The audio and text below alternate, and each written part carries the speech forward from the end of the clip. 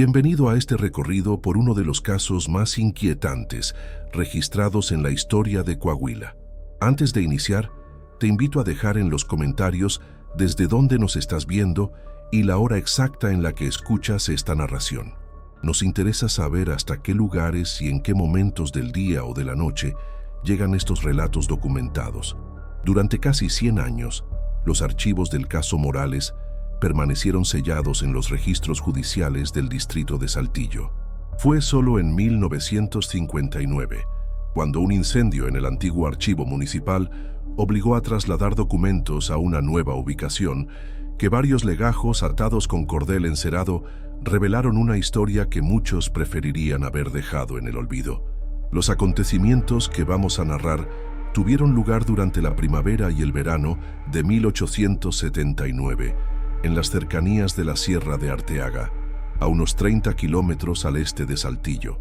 Allí, en un valle fértil pero aislado por formaciones rocosas, se erigía la Hacienda Morales, una propiedad que databa de finales del periodo colonial y que, según las escrituras encontradas, había pasado por 3 familias antes de caer en manos de don Francisco Morales en 1862. Lo que distinguía a la Hacienda Morales de otras propiedades de la región no era su tamaño, que resultaba modesto en comparación con los grandes latifundios, sino su peculiar ubicación. Construida en un enclave donde la tierra era excepcionalmente fértil, la hacienda estaba rodeada por 2 pequeños arroyos que convergían formando una especie de isla natural. Para acceder a la propiedad, era necesario cruzar un estrecho puente de piedra, el único paso terrestre disponible cuando los arroyos crecían durante la temporada de lluvias. Según los registros municipales, la noche del 23 de abril de 1879, una tormenta inusualmente violenta azotó la región. Los arroyos crecieron hasta convertirse en caudalosos ríos y durante 3 días, la Hacienda Morales quedó completamente aislada. Cuando las aguas finalmente descendieron, un grupo de comerciantes que solía abastecerse de maíz y frijol en la hacienda se encontró con una escena desconcertante. Las puertas del granero estaban abiertas, había ganado suelto en los campos, pero no se veía ni un alma en la propiedad. La familia Morales, compuesta por don Francisco, su esposa doña Catalina, sus 2 hijos adultos Javier y Roberto, la esposa de Roberto, Luisa, y 5 trabajadores que residían permanentemente en la hacienda, había desaparecido sin dejar rastro. No había signos de violencia, no faltaba ganado ni objetos de valor, y las camas estaban perfectamente hechas, como si nadie hubiera dormido en ellas la noche anterior. El detalle más perturbador, sin embargo, fue encontrado en el comedor principal. La mesa estaba puesta para el desayuno, con 9 lugares, la comida servida pero intacta, y las sillas apartadas como si los comensales se hubieran levantado al mismo tiempo. Una taza de café estaba volcada, derramando su contenido sobre el mantel, pero nadie se había molestado en limpiarlo. En palabras del informe oficial redactado por el alguacil Jerónimo Valdés, pareciera que todos hubieran sido arrebatados de sus asientos por una fuerza invisible en medio de la primera comida del día. Durante las semanas siguientes, un grupo de voluntarios peinó cada rincón de la propiedad y los alrededores. Se buscó en los arroyos, temiendo que algún accidente hubiera llevado a los habitantes a ahogarse, pero no se encontró ningún cuerpo. Se inspeccionaron las montañas cercanas, pensando que quizás habían huido por alguna razón desconocida, pero ni siquiera se hallaron huellas o indicios de su paso. La historia oficial, la que quedó registrada en los documentos municipales, concluyó que la familia Morales y sus trabajadores probablemente habían abandonado la propiedad durante la tormenta, tal vez temiendo una inundación, y se habían trasladado a otro lugar. Sin embargo, ninguno de ellos fue visto jamás en Saltillo ni en ningún otro pueblo de Coahuila. El caso habría quedado como una simple curiosidad histórica, uno de tantos misterios sin resolver del siglo XIX mexicano, de no ser por el descubrimiento realizado en 1963 por un historiador local que investigaba la evolución de las técnicas agrícolas en la región. Entre los documentos rescatados del incendio, encontró el diario personal de Catalina Morales, la esposa de don Francisco, un cuaderno pequeño, de tapas de cuero, que había sido pasado por alto durante la investigación original.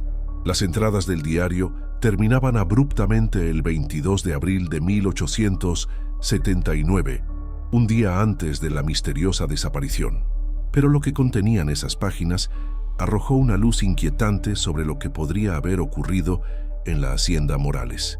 La vida en la hacienda, según describe doña Catalina, distaba mucho de la imagen idílica que proyectaba hacia el exterior. Don Francisco, que había adquirido la propiedad tras hacer fortuna en el comercio de plata, era un hombre obsesionado con el estatus social y las apariencias.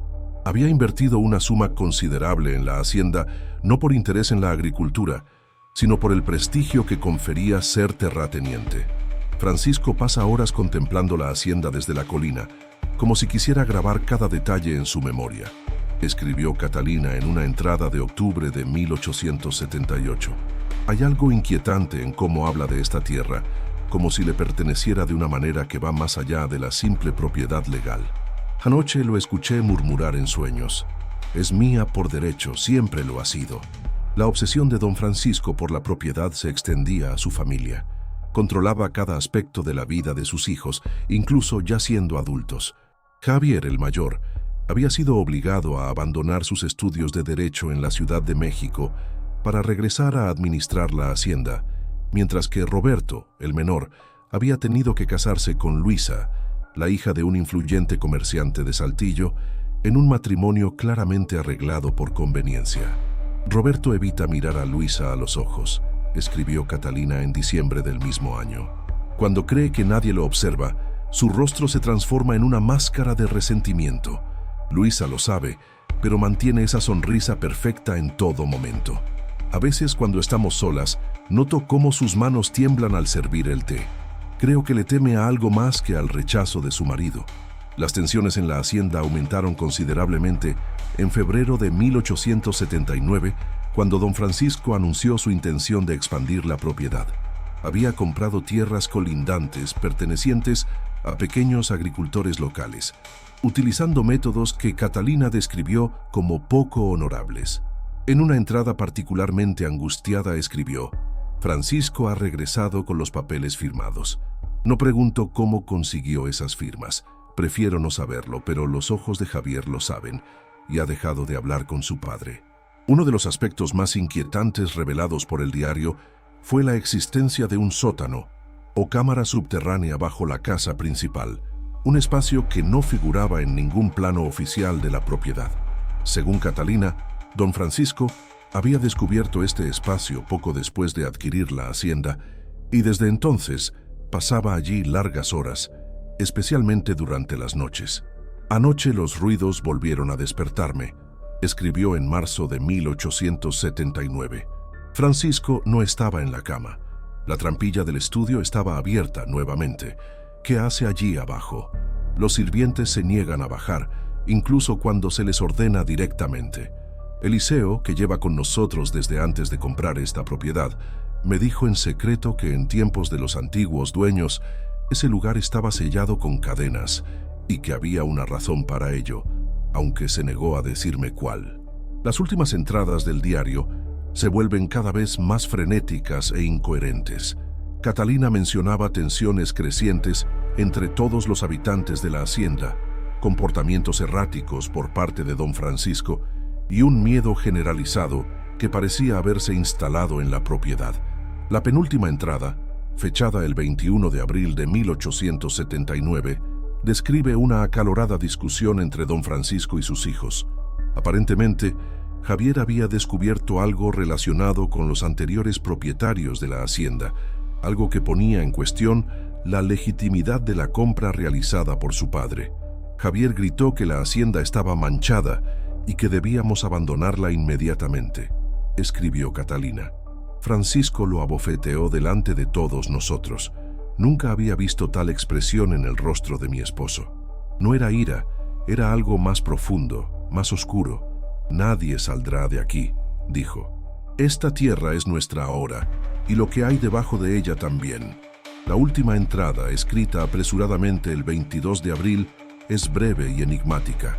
La tormenta ha comenzado. Las aguas suben rápidamente. Francisco ha bajado al sótano y ha cerrado la puerta con llave. Dice que tiene que completar el ciclo. Javier ha intentado forzar la entrada, pero es imposible. Los sirvientes están aterrados. Luisa no deja de llorar. Roberto ha tomado el rifle de caza. Escucho un ruido que viene de abajo, como si alguien estuviera martilleando la tierra misma. Dios nos ampare. Después de esa entrada, el diario quedaba en blanco. Lo que realmente ocurrió en la Hacienda Morales aquella noche de tormenta permanece siendo un misterio. El informe oficial concluyó que las referencias de Catalina a un sótano debían ser producto de su imaginación, ya que las inspecciones realizadas en la propiedad no encontraron ninguna cámara subterránea o trampilla como la descrita. Sin embargo, en 1894, 15 años después de la desaparición, la hacienda fue comprada por un acaudalado industrial textil de Monterrey, quien inició renovaciones extensivas en la propiedad. Durante las obras, los trabajadores descubrieron una pequeña puerta oculta tras una falsa pared en el estudio principal, exactamente como la había descrito Catalina en su diario. Según el testimonio del capataz de la obra, recogido años después por un periodista local, lo que encontraron tras esa puerta fue una estrecha escalera de piedra que descendía varios metros bajo tierra. Al final de la escalera había una cámara circular de unos 8 metros de diámetro, con paredes de piedra sin mortero, claramente mucho más antiguas que el resto de la construcción. Era un lugar extraño, declaró el capataz. El aire allí abajo era pesado, como si costara respirarlo. En el centro de la cámara había una especie de altar o mesa de piedra. No encontramos nada más, ningún objeto, ningún resto, pero el suelo mostraba señales de haber sido excavado recientemente, como si alguien hubiera estado buscando algo. El nuevo propietario ordenó sellar nuevamente la cámara subterránea, aparentemente perturbado por el descubrimiento. Poco después, vendió la hacienda sin haber pasado ni una sola noche en ella. Durante las décadas siguientes, la Hacienda Morales cambió de manos varias veces. Ninguno de sus propietarios permaneció allí por más de unos pocos años. Los lugareños comenzaron a evitar la propiedad y surgieron rumores sobre extraños sonidos nocturnos, luces inexplicables y una sensación de opresión que experimentaba cualquiera que pasara tiempo en la casa principal. En 1908, un incendio de origen desconocido destruyó gran parte de las edificaciones. La propiedad fue abandonada definitivamente y con el tiempo, la naturaleza reclamó lo que quedaba de la Hacienda Morales. Los arroyos cambiaron su curso y el puente de piedra se derrumbó. El valle fértil se convirtió gradualmente en un terreno árido e improductivo. Para 1920, apenas quedaban algunas piedras dispersas que sugerían que allí hubo alguna vez una hacienda. Los habitantes de la región evitaban el lugar y las historias sobre la familia desaparecida se fueron diluyendo en el tiempo, mezclándose con leyendas y supersticiones locales. Y así habría continuado, perdida en los pliegues de la historia, de no ser por un descubrimiento accidental realizado en 1951 durante la construcción de una carretera secundaria que debía pasar cerca del antiguo emplazamiento de la hacienda. Los trabajadores de la obra desenterraron un pequeño cofre metálico, corroído pero aún intacto. Dentro encontraron varios documentos, la mayoría ilegibles debido al paso del tiempo y la humedad, pero entre ellos había una carta dirigida a Javier Morales, el hijo mayor de don Francisco, fechada en marzo de 1879, apenas unas semanas antes de la misteriosa desaparición. La carta había sido enviada desde la Ciudad de México por un antiguo compañero de estudios de Javier, un joven abogado llamado Martín Echeverría. Su contenido arrojaría una nueva y perturbadora luz sobre el misterio de la Hacienda Morales y finalmente explicaría la obsesión de don Francisco con aquella propiedad aparentemente ordinaria. Mi estimado amigo, escribía Echeverría, siguiendo tus instrucciones he investigado los registros históricos relacionados con la propiedad que tu padre adquirió en 1862. Lo que he descubierto me deja profundamente preocupado y considero mi deber como amigo compartirlo contigo sin dilación. Según la carta, La hacienda había pertenecido originalmente a una familia de apellido Valenzuela, quienes la habían establecido a finales del siglo XVII. Los Valenzuela no eran agricultores ni ganaderos, sino estudiosos, una familia de eruditos que había acumulado una extensa biblioteca y realizado lo que Echeverría describía como investigaciones de naturaleza inusual. En 1735, todos los miembros de la familia Valenzuela murieron en circunstancias nunca esclarecidas. La propiedad pasó entonces a la corona española, que la vendió rápidamente a un hacendado local. Los nuevos propietarios y los que les sucedieron parecían haber tenido siempre dificultades para hacer prosperar la tierra, a pesar de su aparente fertilidad. Los cultivos se marchitaban inexplicablemente, el ganado enfermaba y ninguna familia lograba establecerse allí por más de una generación. Pero lo más perturbador, continuaba Echeverría, es lo que encontré en los archivos eclesiásticos. En 1734, un año antes de la misteriosa muerte de los Valenzuela, un enviado de la Inquisición visitó la hacienda. En su informe, parcialmente conservado, menciona la existencia de una cámara subterránea donde la familia realizaba rituales de naturaleza pagana. El inquisidor describe un altar de piedra y unas inscripciones en las paredes que no pudo descifrar. La carta seguía explicando cómo don Francisco Morales había obtenido la propiedad por una fracción de su valor real, aprovechándose de la desesperación económica del anterior propietario. Pero lo más inquietante era la sugerencia de que don Francisco podría haber estado al tanto del pasado oculto de la hacienda y específicamente interesado en la cámara subterránea. Tu padre visitó los mismos archivos que yo consulté, escribía Echeverría. Lo hizo 3 meses antes de comprar la hacienda. Solicitó específicamente ver el informe del inquisidor y tomó extensas notas. Javier, amigo mío, ignoro qué interés puede tener tu padre en estos oscuros asuntos del pasado, pero te ruego que seas cauteloso. Hay conocimientos que es mejor dejar sepultados en el polvo de los archivos.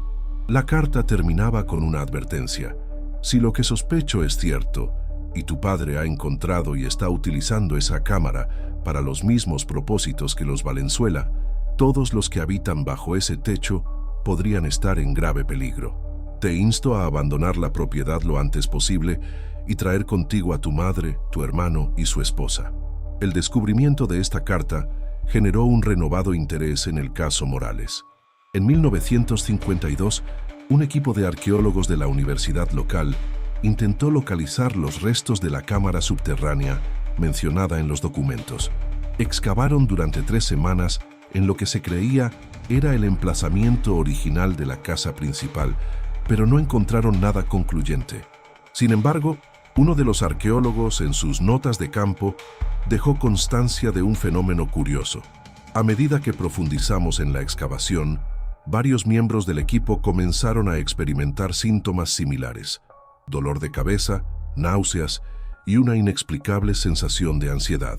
2 de nuestros trabajadores se negaron a continuar, alegando haber escuchado voces provenientes de las zanjas.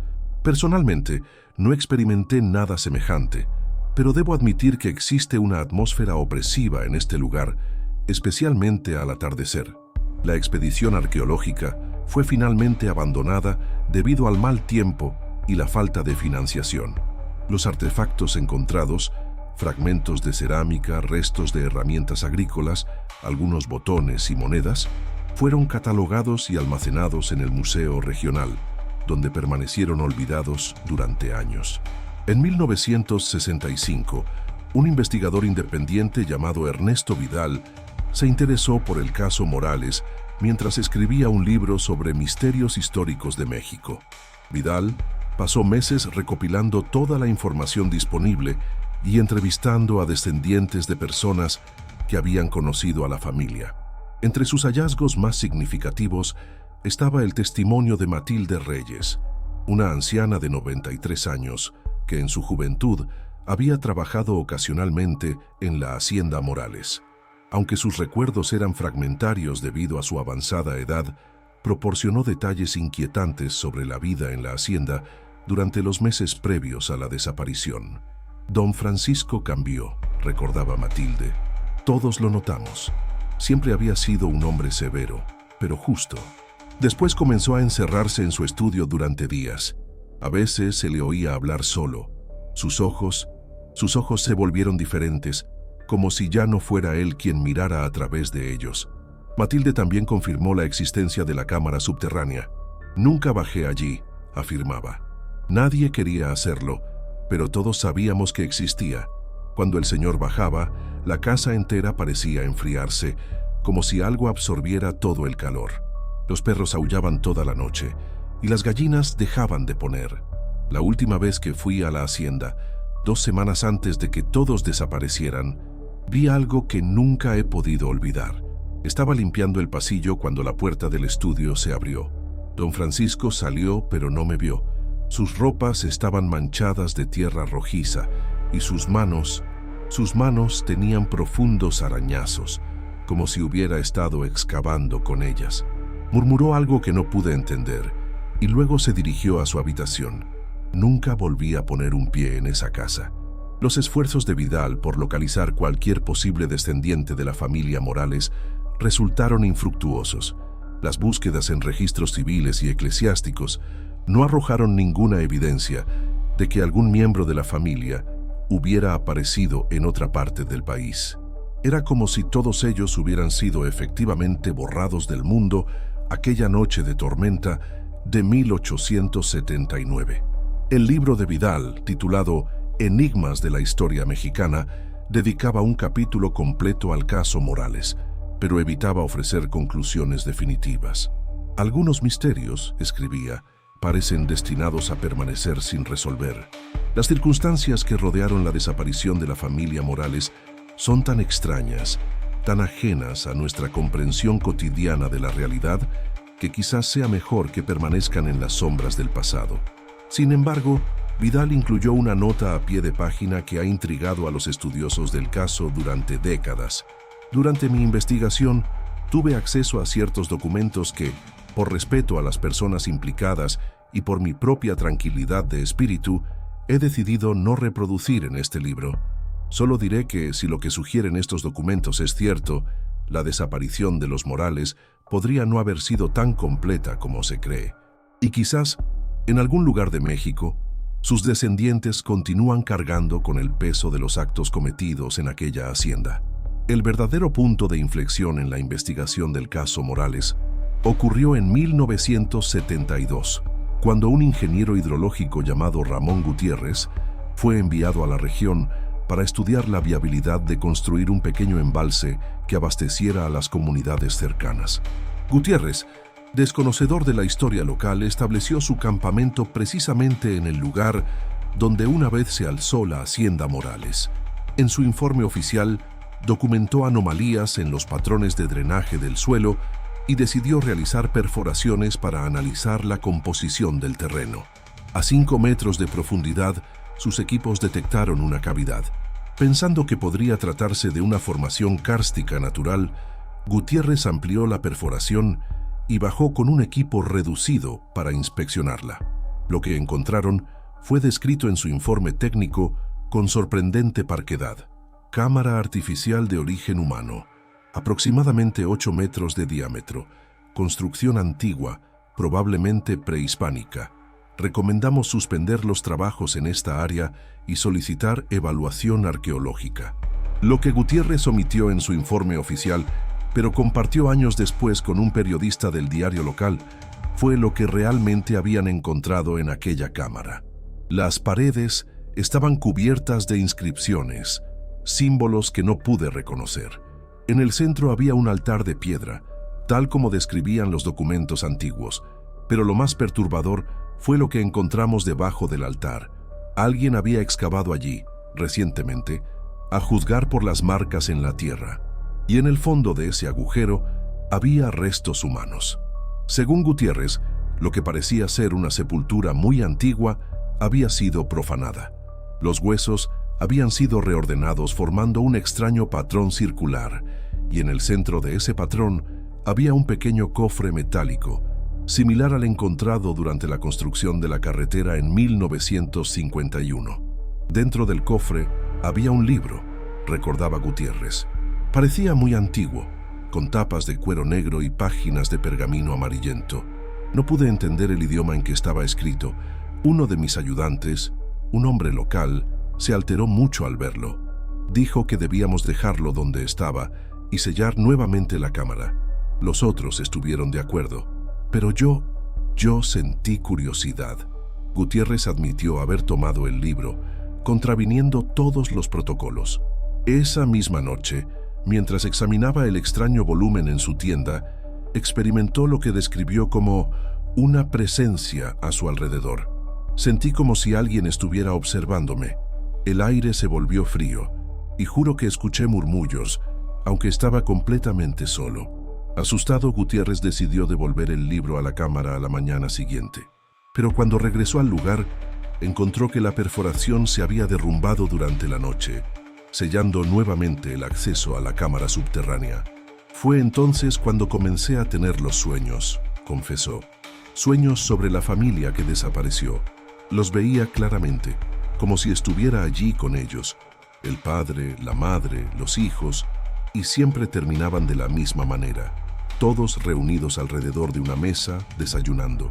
Y entonces algo ocurría, algo que no podía ver claramente, un sonido como de tierra abriéndose, y todos se levantaban al unísono y caminaban como sonámbulos hacia una puerta. Gutiérrez abandonó el proyecto poco después, alegando problemas de salud. El libro que había encontrado quedó en su posesión, oculto durante años. No fue hasta poco antes de su muerte, en 1986, que decidió entregarlo a un académico de la Universidad Regional, junto con un detallado informe de su hallazgo. El académico, un lingüista especializado en lenguas muertas llamado Felipe Méndez, determinó que el texto estaba escrito en una variante poco común del náhuatl, mezclada con español antiguo, utilizando un sistema de escritura cifrada. Dedicó 3 años a descifrarlo parcialmente, pero nunca publicó sus hallazgos oficialmente. En una carta a un colega, escribió: «He decidido que este conocimiento no debe ser difundido. Lo que he descubierto explica la obsesión de Francisco Morales, pero plantea preguntas mucho más perturbadoras que las que responde. Recomiendo encarecidamente que el libro sea depositado en un archivo seguro y olvidado». Tanto el libro como las notas de Méndez desaparecieron tras su muerte en 1990. Su oficina fue encontrada completamente desordenada, como si alguien hubiera realizado una búsqueda frenética.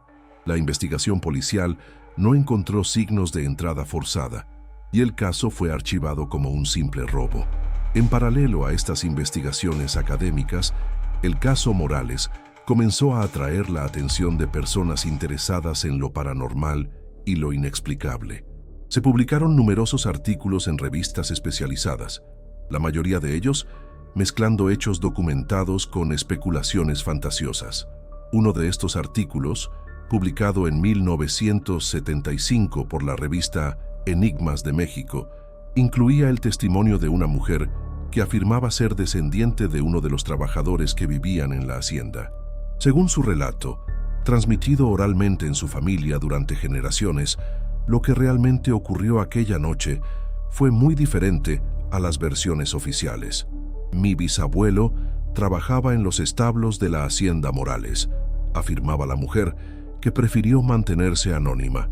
Era apenas un muchacho de 17 años. La noche de la tormenta, escuchó ruidos extraños provenientes de la casa principal.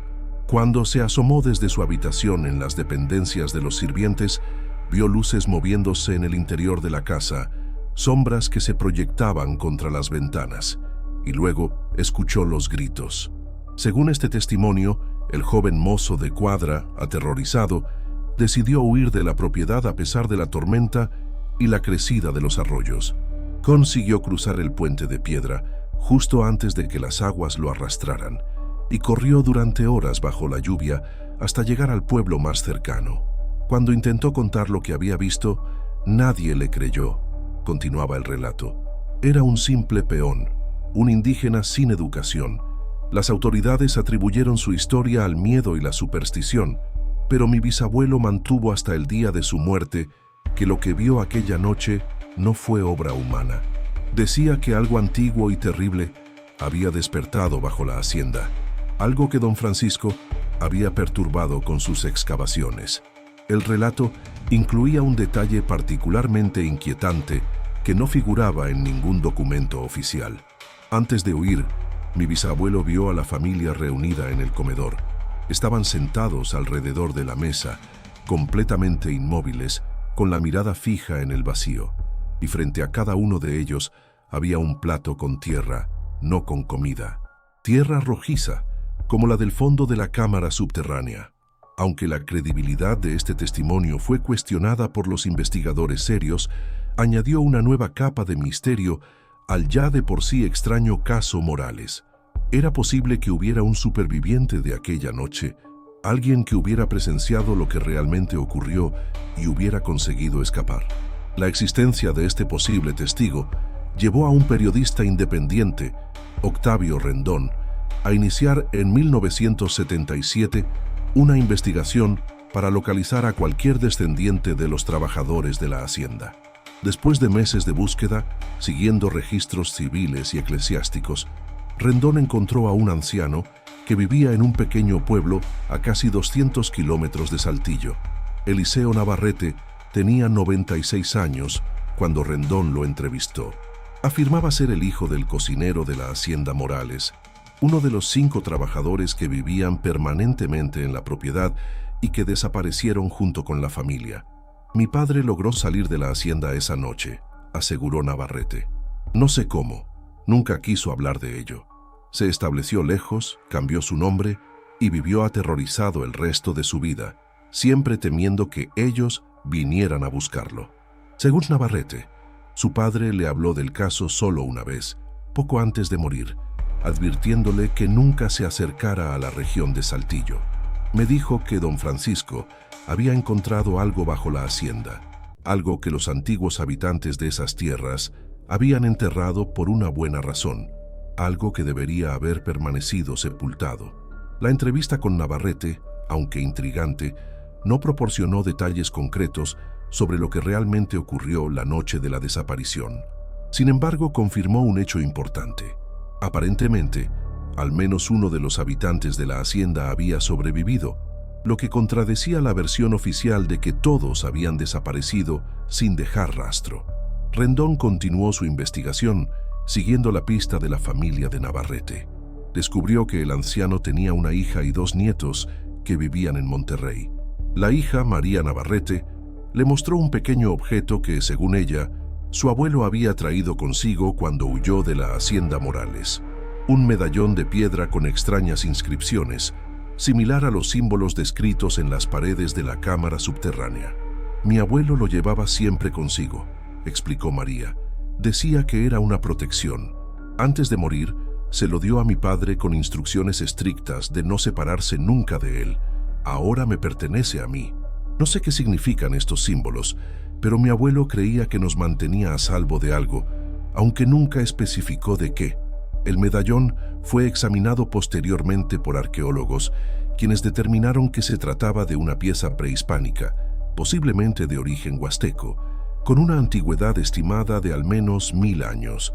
Los símbolos grabados en él no correspondían a ningún sistema de escritura conocido, pero guardaban similitud con los descritos en la cámara subterránea.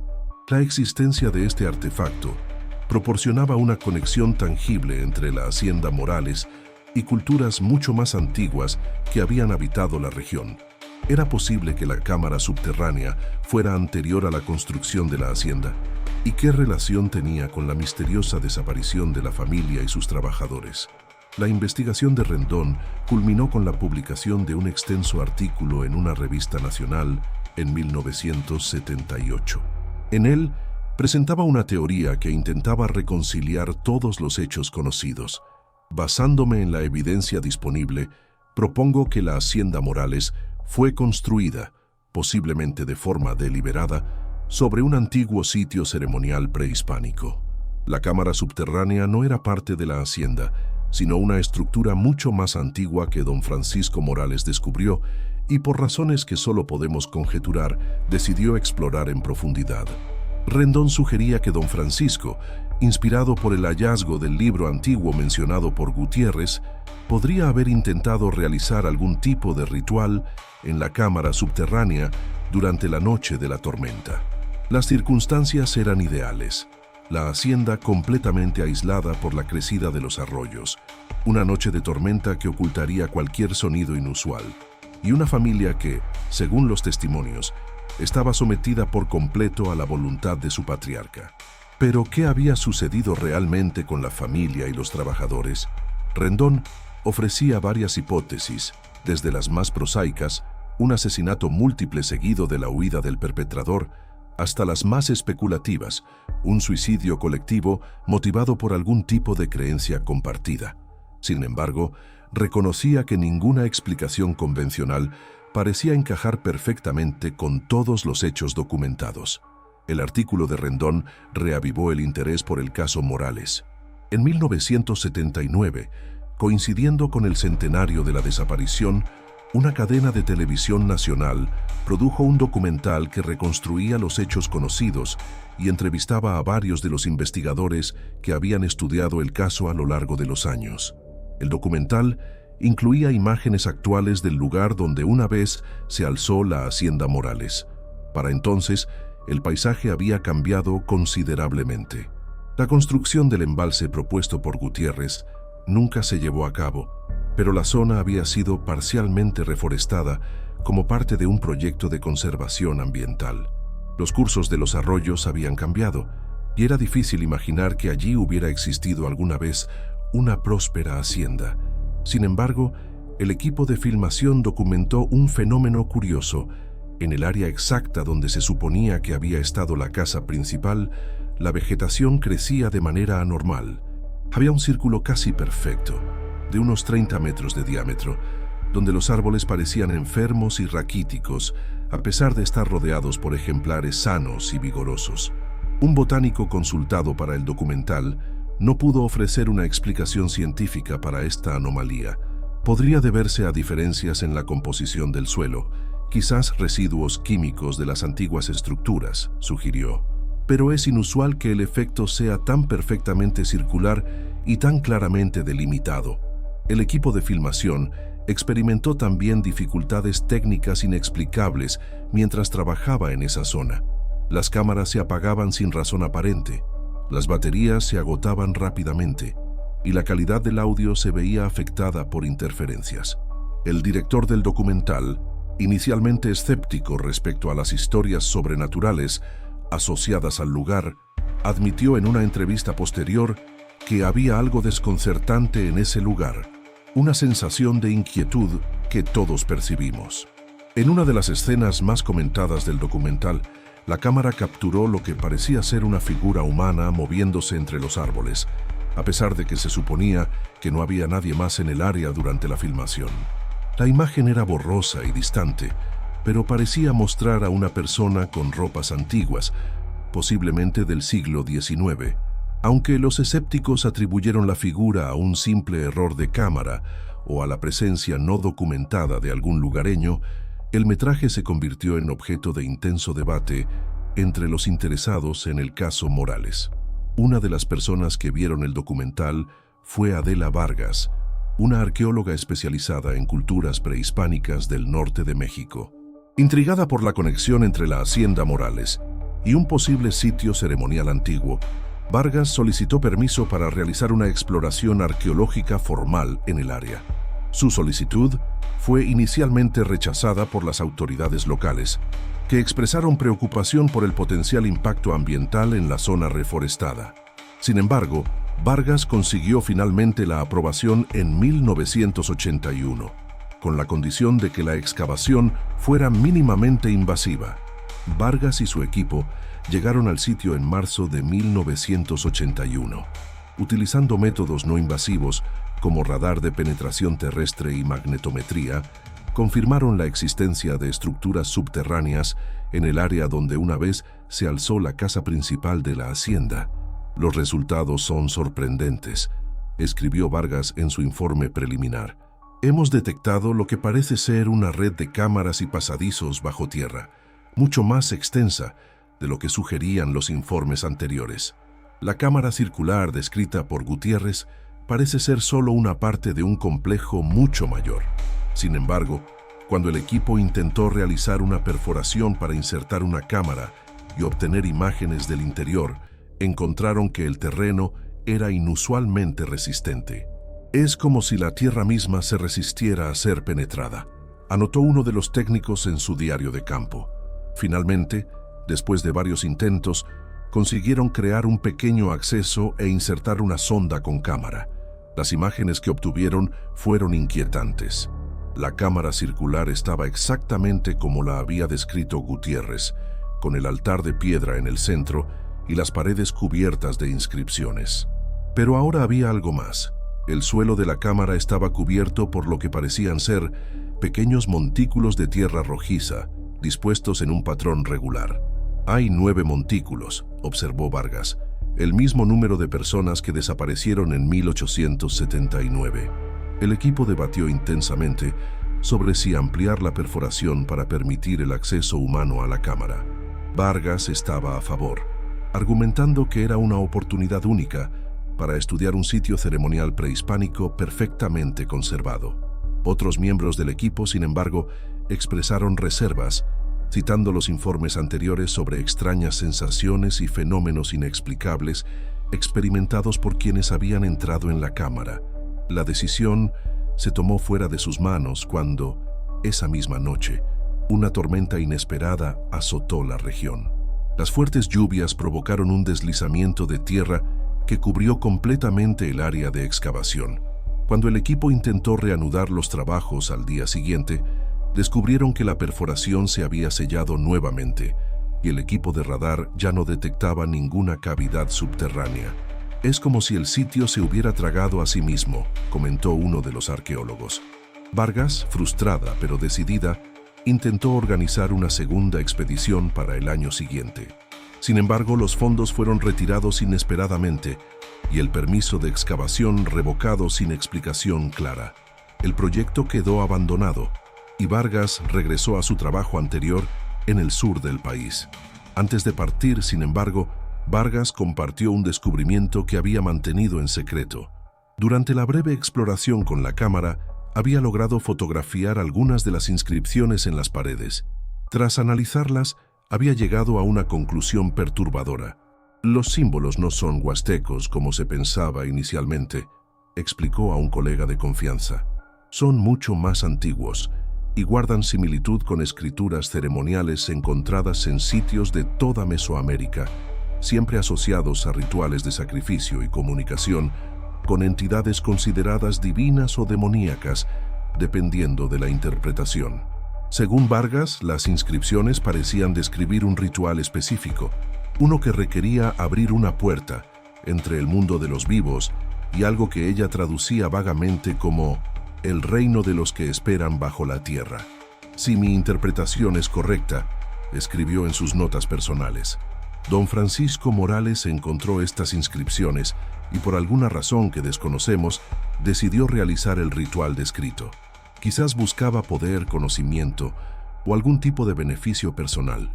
Pero si realmente abrió esa puerta durante la noche de la tormenta, ¿qué fue lo que dejó entrar? Las notas y fotografías de Vargas fueron archivadas y olvidadas durante años. No fue hasta 1995, cuando un estudiante de doctorado investigando rituales prehispánicos las descubrió, que este aspecto del caso Morales volvió a recibir atención académica. El estudiante, Javier Cordero, quedó fascinado por las fotografías de las inscripciones. Utilizando nuevas técnicas de análisis lingüístico y comparación con otros sistemas de escritura mesoamericanos, logró una traducción parcial más precisa que la de Vargas. Según Cordero, las inscripciones describían efectivamente un ritual, pero no para abrir una puerta hacia otro mundo, sino para despertar a los guardianes dormidos. El texto mencionaba un ciclo de renovación que debía cumplirse cada cierto número de años, un pacto ancestral entre los habitantes de la región y entidades descritas como los que habitan bajo la tierra. El ritual parece haber sido un acto de apaciguamiento, explicó Cordero en su tesis, una ofrenda periódica para mantener algún tipo de equilibrio. La cámara subterránea era un lugar de comunicación, no de tránsito, y el altar de piedra era donde se realizaban las ofrendas. Cordero sugería que don Francisco Morales, al descubrir la cámara y posiblemente el libro antiguo mencionado por Gutiérrez, podría haber interrumpido inadvertidamente este ciclo ritual. Si aceptamos la premisa de que existían creencias arraigadas sobre entidades subterráneas que requerían apaciguamiento periódico, entonces podríamos especular que la desaparición de la familia Morales y sus trabajadores fue percibida por los lugareños como una consecuencia de haber perturbado este equilibrio ancestral. Esta interpretación, aunque formulada en términos académicos y cautelosos, abría la puerta a consideraciones inquietantes. ¿Era posible que la región hubiera sido escenario de rituales de sacrificio durante siglos, mantenidos en secreto incluso durante la colonización española? ¿Y qué había ocurrido realmente con las 9 personas que desaparecieron sin dejar rastro en 1879? La tesis de Cordero generó cierto revuelo en círculos académicos, pero fue generalmente desestimada como especulativa. Sin embargo, atrajo la atención de un grupo de investigadores independientes interesados en fenómenos inexplicables, quienes organizaron una expedición no oficial al sitio de la Hacienda Morales en 1996. El grupo, liderado por un periodista llamado Miguel Salazar, pasó 3 días acampando en el área donde una vez se alzó la hacienda. Equipados con cámaras de vídeo, grabadoras de audio y diversos instrumentos de medición, esperaban documentar cualquier fenómeno inusual que pudiera manifestarse en el lugar. Durante las 2 primeras noches no ocurrió nada destacable. Sin embargo, en la tercera noche, exactamente a las 3 de la madrugada, todos los miembros del grupo informaron haber escuchado un sonido similar a un lamento distante, aparentemente proveniente del subsuelo. Las grabadoras de audio captaron el sonido, descrito posteriormente por expertos en acústica como inusual, pero no necesariamente sobrenatural. Podría haber sido producido por el viento pasando a través de cavidades subterráneas o incluso por algún animal nocturno a cierta distancia. Lo que resultaba más difícil de explicar eran las lecturas de los instrumentos. Los magnetómetros detectaron fluctuaciones significativas en el campo magnético local, coincidiendo exactamente con el momento en que se escuchó el sonido. Las cámaras infrarrojas mostraron lo que parecían ser anomalías térmicas moviéndose por el área, aunque no visibles a simple vista. Uno de los miembros del grupo, una sensitiva que afirmaba poseer habilidades psíquicas, entró en un estado de trance durante el evento. Cuando recuperó la conciencia, afirmó haber visto lo que ocurrió la noche de la desaparición. Estaban todos alrededor de la mesa, declaró. Don Francisco había realizado el ritual en la cámara subterránea, utilizando su propia sangre como parte de la ofrenda. Pero algo salió mal. En lugar de apaciguar a las entidades, las despertó completamente. Ellas emergieron durante la noche, mientras la tormenta rugía fuera. La familia estaba desayunando cuando la tierra comenzó a temblar bajo sus pies. El suelo del comedor se abrió y ellos fueron arrastrados hacia abajo, hacia la cámara, pero no murieron, al menos no en el sentido que entendemos la muerte. Fueron transformados. Ahora son parte de los guardianes, parte de lo que habita bajo la tierra. Esta versión, por supuesto, fue recibida con extremo escepticismo por los investigadores serios. Sin embargo, algunos elementos coincidían inquietantemente con hechos documentados. La mesa del desayuno encontrada intacta, las sillas apartadas como si los comensales se hubieran levantado al unísono, la taza de café volcada. El informe de la expedición, publicado en una revista especializada en fenómenos paranormales, generó un renovado interés popular por el caso Morales. Varios programas de televisión dedicados a misterios sin resolver presentaron el caso, mezclando los hechos documentados con especulaciones sensacionalistas. En 1998, una productora cinematográfica adquirió los derechos para realizar una película basada en la historia de la Hacienda Morales. El guión, libremente inspirado en los hechos, presentaba una versión ficticia y dramáticamente exagerada de los acontecimientos. La película tuvo un éxito moderado, pero contribuyó significativamente a difundir el caso entre el público general. Sin embargo, la historia de la Hacienda Morales estaba a punto de dar un nuevo e inesperado giro, uno que arrojaría luz sobre aspectos previamente desconocidos del misterio. En 1999, una anciana que vivía en un asilo de Puebla solicitó hablar con un historiador. La mujer, que se identificó como Teresa Morales, afirmaba ser nieta de Roberto Morales, el hijo menor de don Francisco. Según Teresa, su padre, Antonio Morales, había nacido en 1878, un año antes de la desaparición. Era hijo de Roberto y Luisa, y había sido enviado a vivir con unos parientes en Puebla apenas unas semanas antes de los fatídicos acontecimientos. Mi padre era solo un bebé cuando lo separaron de sus padres, explicó Teresa. Creció sin saber nada sobre el destino de su familia. Fue solo cuando cumplió 21 años que su tía abuela, ya en su lecho de muerte, le reveló la verdad sobre sus orígenes. Le entregó algunas cartas y documentos que había guardado, así como un retrato familiar. Entre estos documentos había una carta escrita por Luisa, la madre de Antonio, fechada el 20 de abril de 1879, apenas 3 días antes de la desaparición. La carta, dirigida a la tía que cuidaba del bebé, expresaba una profunda ansiedad y miedo. «Temo por nuestras vidas», escribía Luisa. «Francisco ha cambiado. Ya no es el hombre que conocimos. Pasa días enteros en ese horrible lugar bajo tierra, murmurando en una lengua que ninguno de nosotros entiende.